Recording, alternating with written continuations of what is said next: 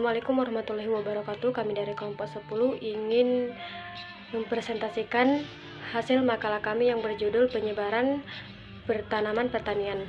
Baiklah, di sini saya akan menjelaskan tentang pengertian bertanaman.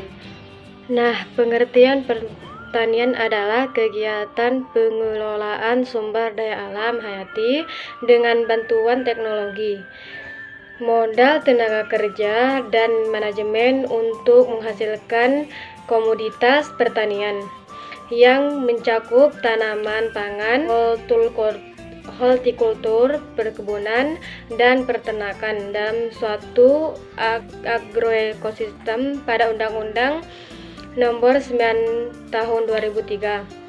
Nah, menurut kelompok kami, pertanian adalah pengelolaan lahan baik secara tradisional maupun menggunakan teknologi untuk menghasilkan tanaman pangan, bahan baku industri untuk mencakup kebutuhan hidup masyarakat. Selanjutnya, lahan pertanian di Indonesia ada beberapa, yaitu seperti sawah, perkarangan, tenggalan, lahan berkelanjutan. Nah, yang dimaksud dengan sawah adalah lahan pertanian yang berpeta-peta dibatasi oleh pematang atau galengan, saluran untuk menahan air, untuk menyalurkan air yang biasanya ditanami padi tanpa memandang di mana diperoleh atau status lahan tersebut.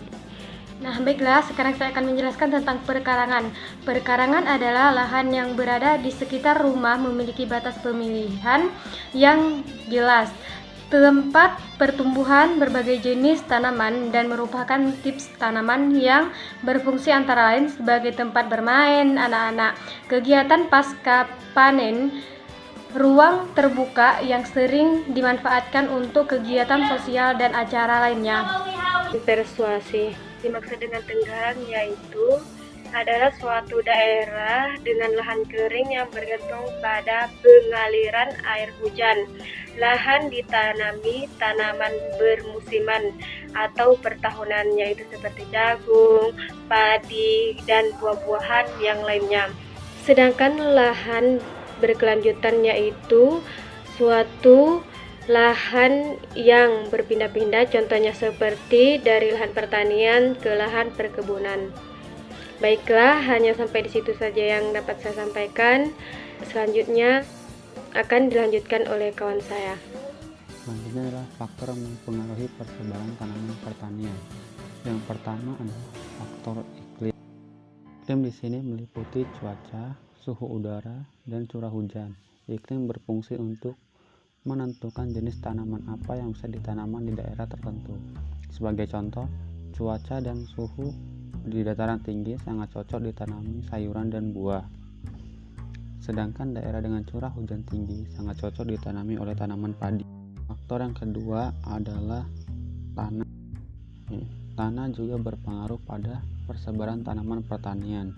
Tanah yang subur akan menjadi lahan pertanian dengan potensi hasil panen yang tinggi dan dapat ditanami dengan berbagai tanaman penting seperti padi dan tanaman pangan lainnya. Sedangkan tanah yang kurang subur hanya dapat ditanami oleh tanaman tertentu saja. Contohnya tanaman sorghum yang dapat tumbuh di lahan kering. Faktor selanjutnya adalah kemampuan manusia dalam mengolah lahan. Pada hakikatnya, kegiatan pertanian adalah kegiatan yang dilakukan manusia untuk memperoleh bahan pangan. Jadi, faktor manusia sangat penting di sini. Manusia harus dapat mengelola lahan sebaik-baiknya untuk keberlangsungan hidupnya.